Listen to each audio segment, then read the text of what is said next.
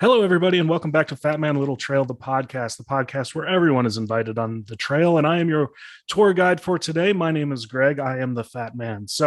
I just want to tell everybody thank you so much for the support and all the people who've been listening to the podcast. Remember, if you do enjoy it and enjoy this content, make sure you share it and like it on all the different platforms that we're on out there. Especially follow me on Instagram and Facebook as well. And if you want to help with the podcast a little bit, I have a donation site on my link in my bio where you can donate.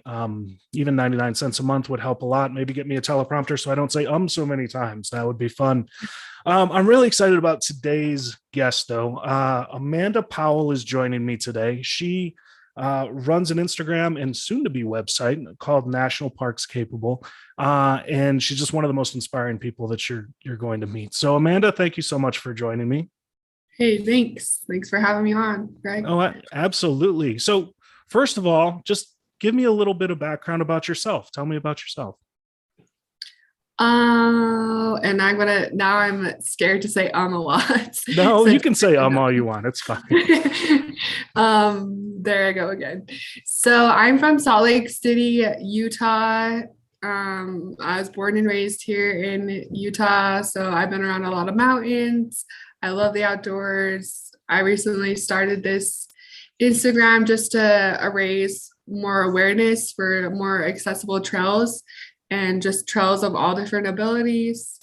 As I just started the last 5 years, I started loving visiting the national parks. So so that's just a little about me. I'm a mom and a dog mom as well. So yeah. And you have a goal now of visiting all of the national parks, don't you? Yes, I do. So 63. I've done about 10 of them so far. Nice. But for you, it's a little bit, you talked about accessible trails. It's a little bit different. Tell me why. As we all know, hiking can be difficult. And since I have a disability, cerebral palsy, so it makes it a little more difficult to get around sometimes. And I have good and bad days. So just trying to find different trails that are doable for me. And like I said, I have good and bad days. Like some days I could probably do a more moderate trail. Like if you look on All Trails, I like to use that app, All Trails, to just kind of check it out to see, how hard and the elevation gain and such. But there's just some of them that I can't do certain days. Some of them I might be able to do certain days. And that just has to do with my disability. So yeah. And with your disability, for those of us that don't know, could you explain a little bit about cerebral palsy? Yeah, so it's very, very wide spectrum. So it's very different for a lot of people, just to throw that out there talking about it.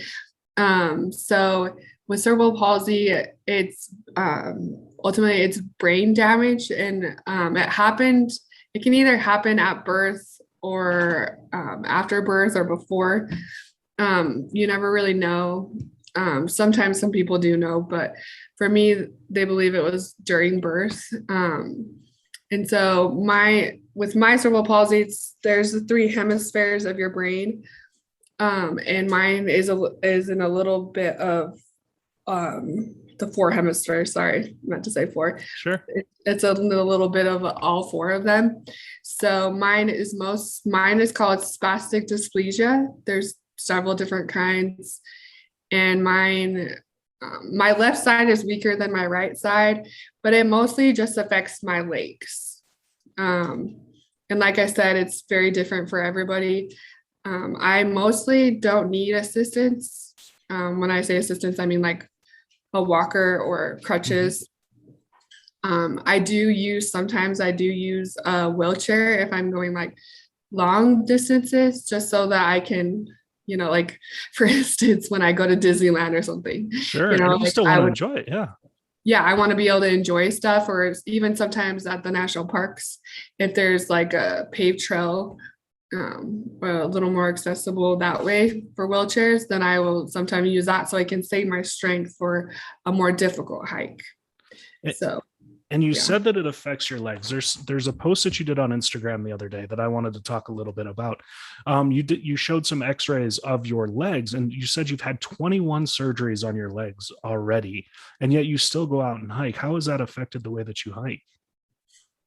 Well, I mean, like when I was younger, I had a lot of those surgeries when I was younger. Like I'd Mhm. have one almost every year. It was either like probably during the summer or during Christmas, just to for my school and stuff. Um, Sure.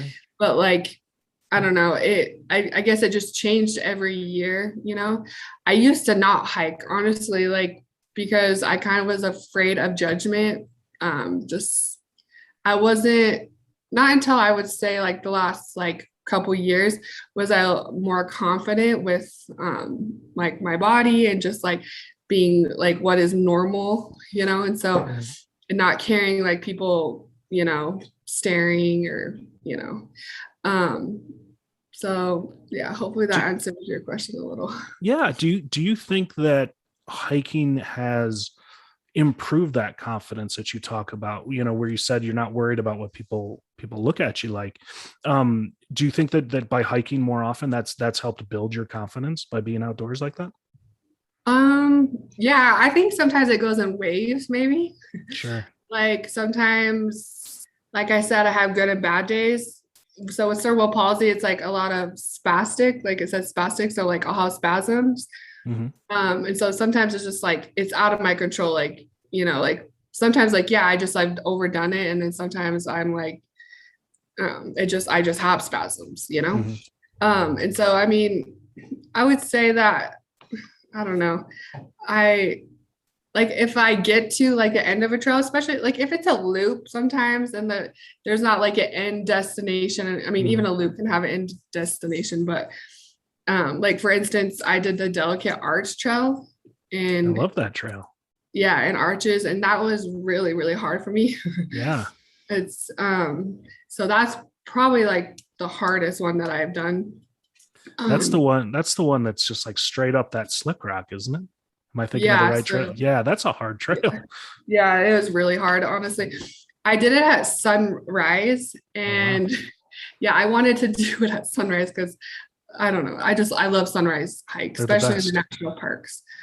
And so I was like, we had to go super early because it takes me longer. Hmm. And we were, I was just towards the end. I call it like my bloods. What do they call it? Blood. Blood, sweat, and tears. Yeah, blood, sweat, and tears hike because towards there to the end, the sun was getting there, Uh, and my husband was with me. And I was just sometimes when I get really tired, I get emotional. And yeah. so I just started like my legs were hurting, everything was hurting, and I just wanted to make it there, and I was gonna make it there. And I was really, really close, but I'd never done it before too. So I was just like, how close am I? Um, but I wanted to make my husband's like, well, we're gonna make it. And I was like, but I want to make it at sunrise. Yeah. So like that And was well, that built a lot of confidence for me. and So that trail is so bad because once you make it up that really steep slick rock, it's probably like a 3/4 to a mile of just going straight up the side of this rock. And then you yeah. get to, and then it flattens out and you're like, okay, I'm done. I'm done. Wait, what? There's still like another mile and a half to go. And then you Yeah. have to go up that at the end, there's like that ramp that's like really narrow to get up to the actual arch. I remember, and I was just like, oh man, like my legs were tired at that point, and just trying to walk up that, I was like, oh, I'm so over this hike. It's one of Yes. those. So I Yeah. can only imagine. So you've ended up doing, so you've been to, you said 10 or national parks right now. And Yeah. have you found that there are accessible trails at all of those parks that you've been to so far? I actually wrote a list of them down just so I can Oh, remember. perfect. Yeah. So I would say like some of them obviously have been like longer trips, Hmm. so I've been able to like explore them more. In Utah, luckily we have like the Mighty Five national parks, so pretty lucky to have uh, such great ones here. So I would like to explore some of those a little more. Like Zion's, I went to Zion's, and that was kind of like we just kind of I don't know. if you're familiar with Utah at all, Oh but yeah, yeah. so St. George is like 45 minutes away from it. Hmm. And that's where we were staying, because it was one of my husband's friends' reunions. And so we only got to go to Zions for one day. And so we didn't do a whole lot. And I also was postpartum. Uh, So hiking wasn't really a big thing for me sure. then. So I definitely want to go back to that one. But that one does have, it doesn't have that many accessible things. But I would say the most accessible one that I've been to was Yellowstone Okay. National Park. So, I mean, like I said, every park has trails of all abilities, and so, but Yellowstone has a lot of boardwalks for people. Like, have you been there before? Have you been to Yellowstone? I've been to Yellowstone when I was really young, not when I was hiking, but we just went to go see the um, geysers and things like that. But we didn't actually do any hiking there. Yeah. So, yeah, I mean, like the famous, Old Faithful and Grand Prismatic, like those ones have boardwalks, and then a lot of the geysers have boardwalks. So I did one hard hike while I was there, but so I would say out of all of the parks that I've been to so far, Yellowstone has been the most accessible one. But the good thing about the national parks as well is that they have a lot of pull-offs, just like overlooks. So, which is really awesome, So if you're not able to hike, that's definitely an option, to see. So yeah, I remember when I went to Canyonlands, I did a Utah trip myself where I went to Canyonlands, Bryce, Capitol Reef, and Arches, and I did the entire Canyonlands basically as just stopping in the pull-off. So it's really nice to be able to see that and to be able to enjoy a national park while you're staying in your car or only having to walk 20, 30 feet or something like that. And I think it's just a lot more people can enjoy it from that point. So the next question I had for you was kind of just to get to know what you go through on a daily basis. Cause I hike and I was, I'm overweight. I don't want to hike. And then I'm embarrassed and stuff, but I didn't have any physical ailments other than my laziness that I had to overcome, and you actually get out there and do things and you have, physical limitations. So on a perfect day, on a good day, because you said you had good days and bad days, on a good day, what is the biggest challenge for you? Is it, like elevation, or is it rocky terrain, or what different things do you have a challenge with when you're hiking? I would say, I mean, rockiness is definitely, I would say probably a mix between it being rocky and, I mean, going up is always difficult, but going down is really hard on my knees. So I would say that's probably the hardest part for me with the hike is the down part. Absolutely. Which is often too like the way back, depending on, so I'm already tired too, so it's kind of, yeah. And it's also too, I feel like I've had to learn that it's okay to like not do the whole thing. Like it's okay to turn around. Like, I saw, I mean, sometimes there's like a big, especially at the national parks, there's like a big waterfall at the end or beautiful lake or something, and so I sometimes I push myself more and more, sometimes too much, where I have a hard time walking in the evening. But what I've learned is that the mountains aren't going anywhere, or the waterfall will be there if you have to do it tomorrow or if you have to come back next year. The waterfall is going to be there. The mountain is still going to be there, and that was something that I had to kind of teach myself, is that you don't have to finish. If you can't finish, don't finish. Because I think so many people, especially recently, have started to just try to, explore outside more, with the pandemic or whatever, and people wanted to be outside more. And they're like, well, I'm going to go do that 14 or, in Colorado, or I'm going to go climb that mountain. And they get way over their head. And that's why there's the increase in rescue and things like that need to be done, because people don't know their limits. And it's so important to know your limits when you're going out hiking, and being able to telling yourself to stop is actually probably more important than telling yourself to keep going in a lot of these cases I've found. Oh, yes, for sure. We've also had that in Utah.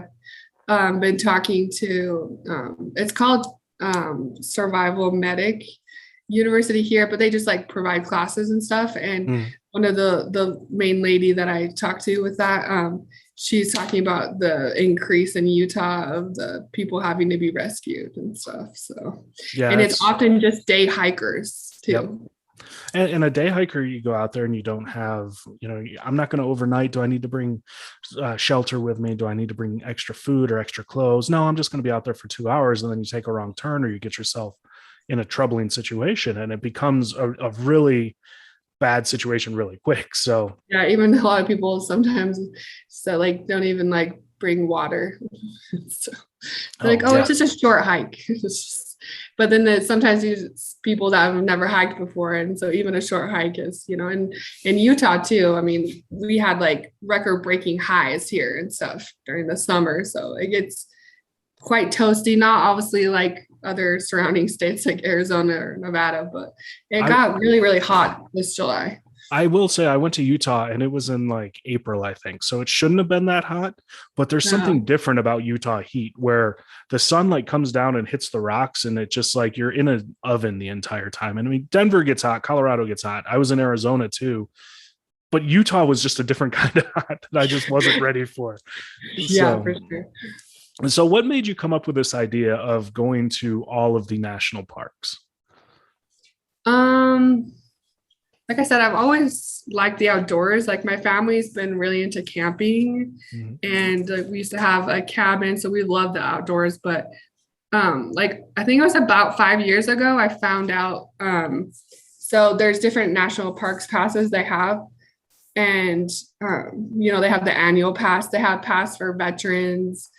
They have pass for senior citizens, and then they have if you have a permanent disability, you can get a all access pass. So it's a lifetime pass. Oh, And nice. so it's actually free. And so you can get into all the parks for free. And then there's also some other discounts, like you can get, um, it depends on the park, but you can get like half off, like the campgrounds or, stuff like that. So I found out about that and I was just like, what? No way. Like, and then in Utah, we have 5 of them, Yep. and I think I'd only been to like maybe one of them actually.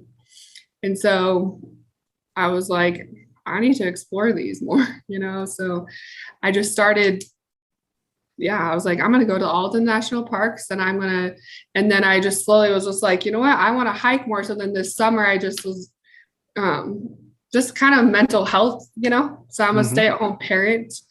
So I was trying to find my, thing because sometimes you get a little lost being a mom Yep. and just taking care of your child. So I was just like, because it was really hard for me to work full time and also take care of my, crazy toddler. And so I've been trying to find something that's going to help my mental health. And so I started doing one hike a week.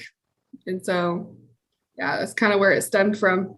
Nice. But I have found I started hiking to try to lose weight, to try to get into better physical shape, but I also just to get out of the house a little bit. And what I found was that the mental benefits of hiking, I think, outweighed the physical benefits for me. I've spent so much time out on the trail, and I do a lot of solo hiking and a lot of time to think about life and solve all the mysteries of the universe. But I just think that the longer I've been out there, the more I realize how much I need that mental escape to get out into the woods and just be away from it. I live right downtown Denver, so like I'm in the midst of chaos. So stepping out and getting into that calm has oh, always yeah. been a little bit nicer.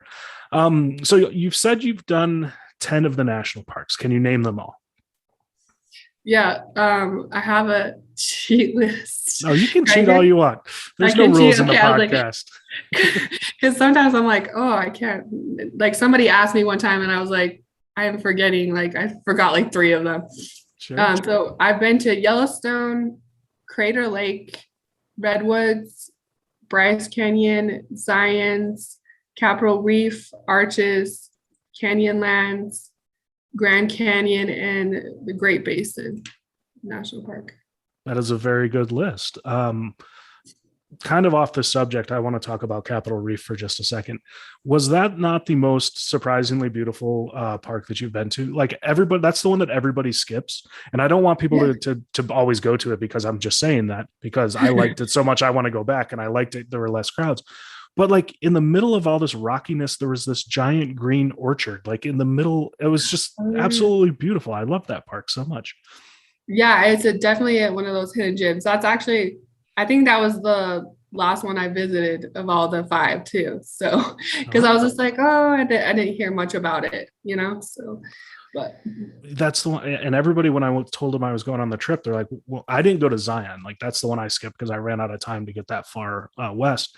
But they're like, why are you going to Capitol Reef? And I was like, I don't know. It just sounds cool. Like, yeah. But it turned out to be like my favorite one on the trip. So, where's next? Where are you going next? I'm actually going to Rocky Mountain National Park next month. It's the off season, so part of it will be closed because it's quite large. Trail Ridge will be closed. Yeah. Yep. For Trail sure. Ridge. Yeah.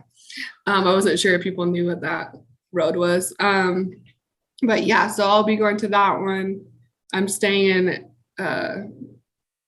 is it Estes Park? Yeah. Estes Park. Yeah. Sorry.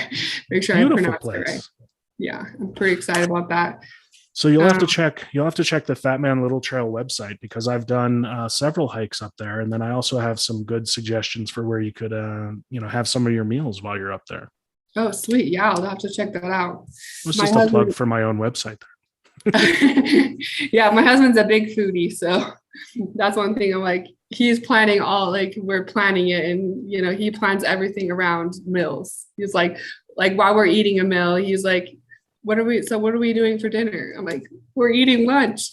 So it's good to be prepared. I like your husband already. Yeah. Well, that's what I did with the website when I started hiking in these mountain towns. I was like, there's so many good, like small little restaurants and family owned, locally owned, small restaurants that you can go to and support the communities that you love to recreate in. So, they're all on my website if you guys have a chance to go and check that out. All right. So you're going up to Rocky Mountain in November, which is, you could get a lot of snow and a lot of could be a different condition type of hike for you. Are you doing a special preparation for that? Are you bringing snowshoes? Are you bringing micro spikes or anything? Yeah, I mean, I actually don't. I actually never had hiked in snow until last week. I hiked in snow, which is crazy too because I mean, Utah, we have a lot of snow. Yeah. And we actually did get some snow a few weeks ago in our mountains. Luckily not in the valley yet. I'm not ready for that. But yeah, so my friend had micro spikes that I borrowed from her. So I definitely need to get some micro spike. I'm not sure yet how I'm going to do, like if I'm going to be able to do snowshoeing. I don't know. I'm not. Yeah. Snowshoeing is challenging. Definitely, I would say buy micro spikes and then you can rent snowshoes. Yeah, that's what I was thinking. When you get here, like snowshoeing on level ground is hard enough. As long as you don't mind falling, it's going to happen. Just accept it. Yeah, that's actually what I said on my Instagram. Like it's actually kind of nice, like hiking in the snow because it's a soft landing most of the time. Exactly. Not always, but. And I love hiking in the snow and in the winter. It's like it puts like this like calming or like quiet blanket over like everything where it's just nice and peaceful and there's less people. It's really enjoyable. Yeah, that's also why we're doing Rocky Mountain National Park in the off season because a lot less crowds. Yeah, like I mean, I plan to go back someday during the summer when more things are open, but I just heard that it's really, really pretty there in the winter. So hopefully there's not crazy storm so we can see some of it. But maybe when you go, let me know and maybe I can join you for a hike or two. Yeah, that'd be awesome. So the micro spikes and the snowshoes bring me to another question I had for you because of the cerebral palsy. Do you have like anything do you use sticks? Do you use anything extra to kind of help you get through your hikes? Yeah. So I used to have somebody made me these like poles, sorry, I use my hands a lot when you're good.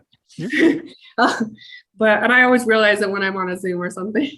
But these hiking poles, hiking sticks, they're wood. Somebody made them for me. And then I started hiking this summer, and I did one hike a week, and I actually started getting like blisters pretty bad. And I tried putting stuff on it. And so I ended up investing in some nice ones. So I got some black diamond ones. Nice. And so far I like them. They're really, really awesome. And then also hiking boots. So I think I was like halfway through the summer when I was like doing a hike a week, I was just wearing my Nikes hiking. And I was like, oh, I should get some like kind of trail shoes or something, you know? And then I think it was like literally the day before I said that, and that next day when I was hiking, I tweaked my ankle a little. And so, and when I tweak my ankle or something like that, like it takes me a little longer to recover, you know? And so I went to so many different stores for hiking boots. I got boots, so not just trail shoes, just so I could have good support. And I am in love with my Hoka. Have you heard of Hoka before? I have not heard of Hoka, no. Yeah, I think that's how you say it. Sorry, sometimes I'm not pronouncing things, but Hoka, it's a brand of shoes, but they also have hiking boots. But they're like, I tried on so many different ones, but they're so lightweight. Like, nice. And I need like lightweight because I don't need that extra weight clunking around, you know? So I'm a big fan of them. Nice. I'm not sponsored or anything by them. Maybe you will be after this. Maybe. They're awesome. There's so many different brands of hiking shoes out there. I've tried, I think I'm on my 5th different brand. And you know, they all fit different. They all react different. So if you find a pair that you enjoy, I think that is so important because I was just like you. I started out with just, you know, the regular cross trainers on, and between stepping on rocks and like dirty trails where you're just slipping and sliding all over the place, like the support and hiking boots are so comfortable. I just love them. So for sure. I get excited too, you know, like putting on those, you know, belting them all up and everything. Like, exactly. I don't know. It's just like a pre-game kind of thing, you know, gets me hyped up for a hike. So I'm also a big fan of the hiking socks. I think that's a very important aspect of it. Do you do the wool socks under the shoes? Yeah. So we got a few different socks I went to REI. It's because it's close to my house. But yeah, we got lots of different socks for them. I'm a big sock person too. Nice. Well, I got to tell you, I'm actually really inspired by what you're doing, but you also want to, you know, help out other people, right? And that's the idea behind the National Parks Capable website that is launching on November 1st, right? Your goal is, what is the goal of the website? So it's actually National Park Capable, not Parks. I'm sorry. National you're Park fine. Capable. I just wanted to like correct you in that just so that I didn't, send people somewhere else and they're like, where is she? So ultimately I just wanted to find more hikes for all different abilities. Obviously I can't do like the really, really big peaks and stuff like that. So I can't share as many of those, but like I said, I feel like I've met and connected with so many different people, and I've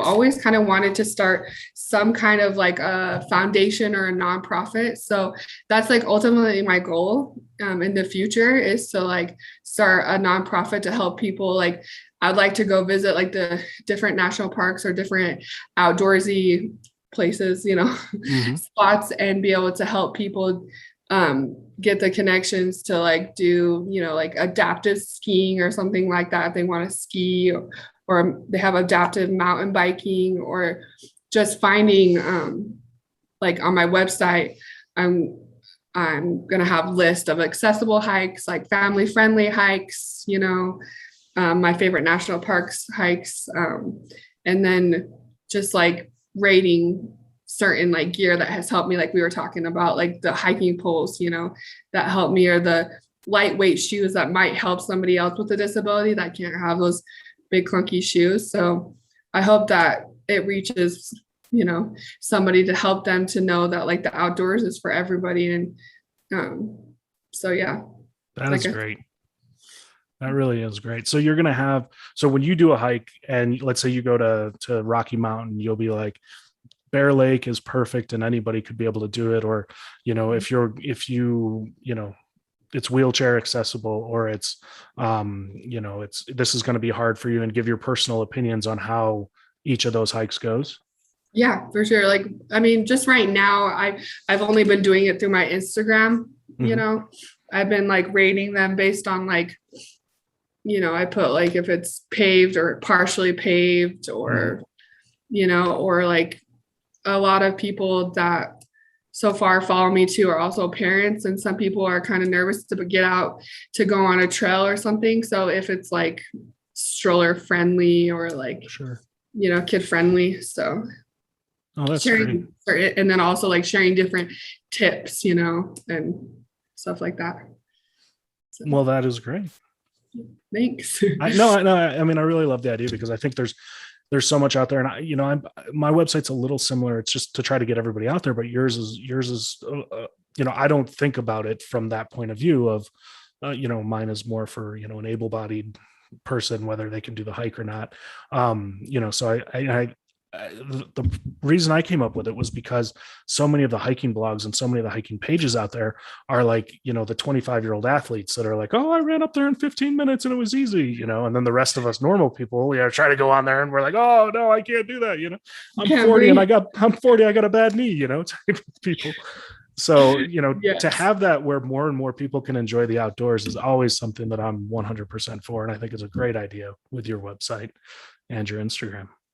That's also like why I wanted, so I started this All Abilities Thursday. So what I do is like, I've done probably like 3 or 4 of them so far.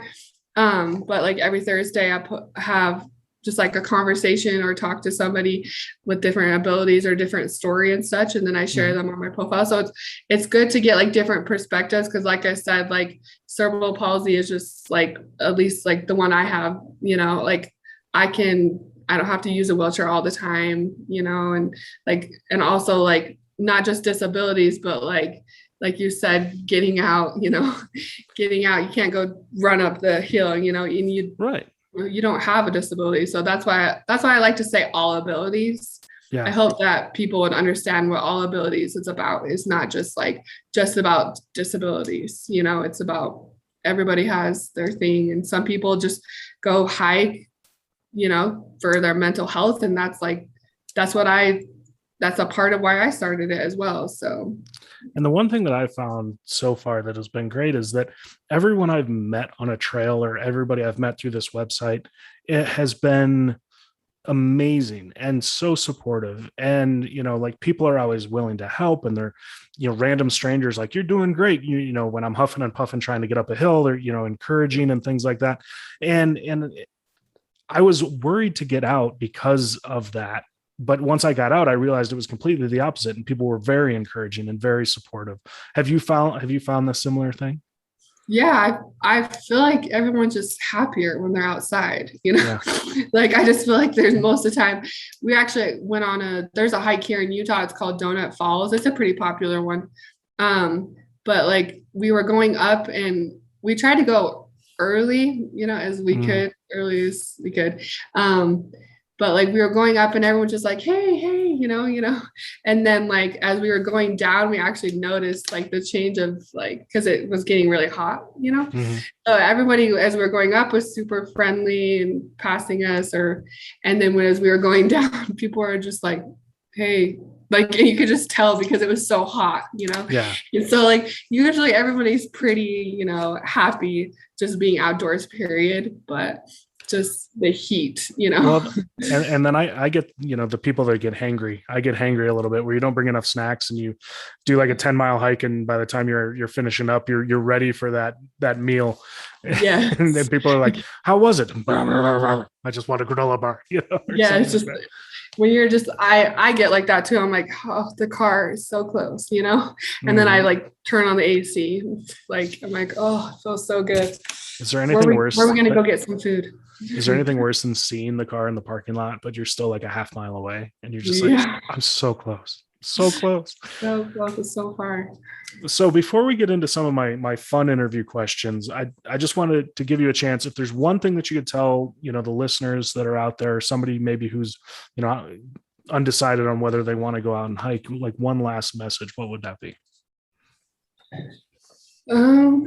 Hope I'm not repeating myself a lot too. Oh, you like keep I going. do that a lot. I don't know. I think that if it's something, first of all, if it's something you like, because I'm like, when I say the outdoors is for everyone, Mhm. actually, I notice a lot of my friends are not outdoorsy people. So, Yeah. like, but if that's something that you want to do, like, you do it. Like, don't be afraid of the judgment. Like, honestly, life is so short. Like, like, my birthday is coming up in a few weeks, Happy and it's birthday. just like, oh, thank you. I wasn't trying to have somebody say happy birthday to me, but just like noticing like every year goes by, you know what I mean? Like, I have like sometimes I look at my daughter and I'm like, you're my child. It's so weird sometimes to think like I have a child, Yeah. So it's like, I don't know, life is so short. Like, don't be afraid of people's judgment, just go and do it. And sometimes people don't have hiking buddies to go with, Mhm. And so, there's a lot of things online, like groups and stuff. Obviously be careful out there, Mhm. because there are people out there, creepers, but Yeah. yeah, just get out there. Here's my million idea, and I know you're just starting the website, but is that an idea that you have of trying to get groups together of people who are like-minded that would go out and hike together? Yeah. Actually, recently, a few weeks ago, I did like a group hike. So actually, if people are on Instagram, I have it. You can go onto my link and go on. I have a Google form that you can fill out, and then send. I'm once a month. I'm going to start doing an accessible hike for Nice. people, and then I'm hoping. I'm actually also going to be putting on Instagram about Rocky Mountain National Park when I'm going there. I don't like to share too many details about Sure. when I'm going, places, but like kind of the general, area of going somewhere. Mhm. I would like to do a group hike. I think it would be cool if people live in Colorado and, are around that area. I would like to go. I would like to do one every national park, be able to hopefully meet, so I can meet people from all, everywhere to get more people out.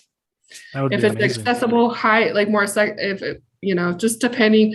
Also, like I said, it depends on my time of life. If I Right. need like a page one, or if I'm going to have like a bigger hike, do it for people. Absolutely. Well, such a great story. Thank you so much. Thank You're you. not off the hook yet though, Amanda. Okay. First of all, I do want to mention too, your Instagram is National Park Capable, correct? Yes. I said it right this time. Perfect. Yeah. All right. Now it's time. Are you ready? This is what I'm ready. I call this the buffet. This is our rapid fire questions. There's Sounds 5 good. of them. They're very challenging, very difficult. Okay. Are you ready? Here we go. Number 1, are you a camper, a glamper, or a hotel person? I'm a camper. Very good. Number 2, are you more of a road trip person, or would you like to fly to your destination?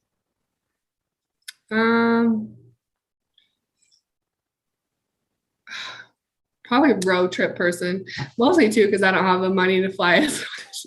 If I did have the money to fly more of these places, then I probably would be I more could of a private flyer. jet to all of them. I'd do it, right? Yes, for sure.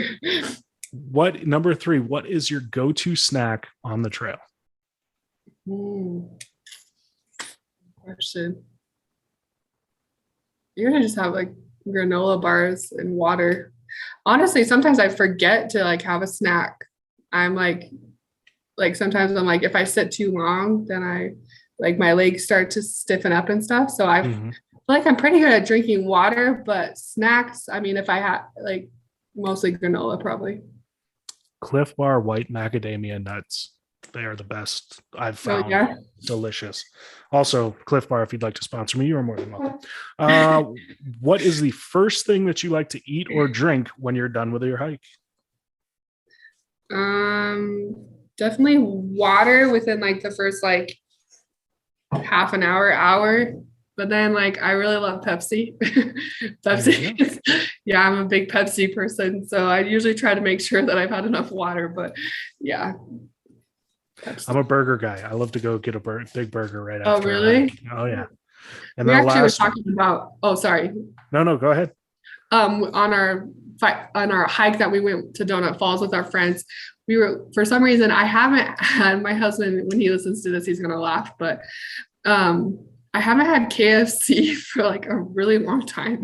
And we were talking about KFC for some reason on the trail, fried chicken, and I just really wanted fried chicken. We finally got it. So Nice. But that's not normally like my thing, fried chicken. At Donut Falls, though, I think you'd have to have donuts after that hike. Just I makes know sense. that's true. That makes sense. And the last of the rapid fire, which weren't that rapid today. Are you a forest person, a mountain person, or a beach person? If you could go anywhere right now, where would it be?